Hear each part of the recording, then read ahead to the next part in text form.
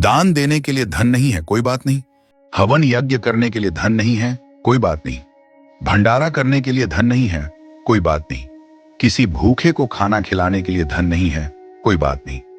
लेकिन जो मैं आपको बता रहा हूं, यदि आपने यह कर लिया तो ईश्वर आपसे प्रसन्न हो जाएंगे। एक बार की बात है, एक गरीब महिला बस में चढ़ी।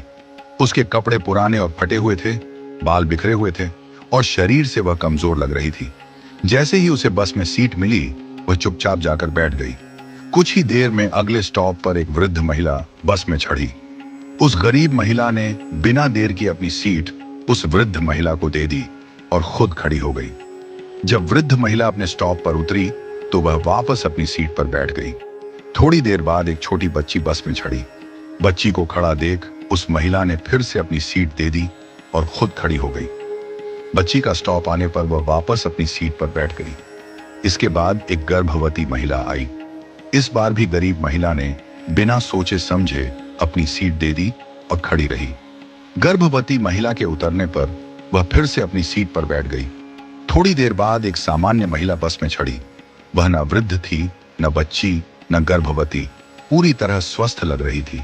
फिर भी गरीब महिला ने अपनी सीट छोड़ दी और उस महिला को बैठा दिया।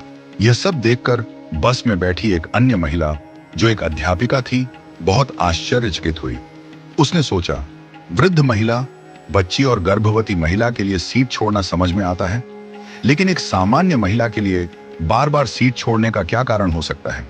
जब बस अपने आखिरी स्टॉप पर पहुंची तो अध्यापिका ने गरीब महिला से पूछा, बहन, मैंने देखा कि आप बार बार अपनी सीट दूसरों को दे देती हैं। आपका भी उतना ही हक है सीट पर बैठने का, फिर आप क्यों खड़ी हो जाती हैं? गरीब महिला मुस्कुराई और बोली, मैडम, मैं दूसरों के घरों में बर्तन साफ करती हूँ, खाना बनाती हूँ, झाड़ू पोछा करती हूँ। मेरे पास अधिक धन नहीं है कि मैं किसी को दान दे सकूं, भंडारा कर सकूं, हवन यज्ञ कर सकूं या किसी भूखे को भोजन करवा सकूं। लेकिन मेरे पास मेरे कर्म हैं और मैं अपने कर्मों से दान करने की कोशिश करती हूँ। उसने आगे कहा, मेरे अच्छे कर्म ही मेरे ईश्वर के खाते में बैंक बैलेंस बढ़ा रहे हैं। इन्हीं कर्मों के कारण मेरा परिवार सुखी है। मेरे बच्चे पढ़ाई करते हैं, मेरा पति मेहनती और समझदार है। हमारे पास बहुत अधिक नहीं है, पर जो है उसमें हम खुश हैं। जब मैं अपने आसपास देखती हूँ तो पाती हूँ कि लोग कितने दुखी हैं, लेकिन मेरे अच्छे कर्मों की वजह से दुख मेरे जीवन में नहीं आता। उस महिला की बातों से अध्यापिका की आंखों में आंसू आ गए। उसने कहा, मैं स्कूल में बच्चों को शिक्षा देती हूँ, पर आज असली शिक्षा तो तुमने मुझे दी है। आज से तुम मेरी शिक्षिका हो।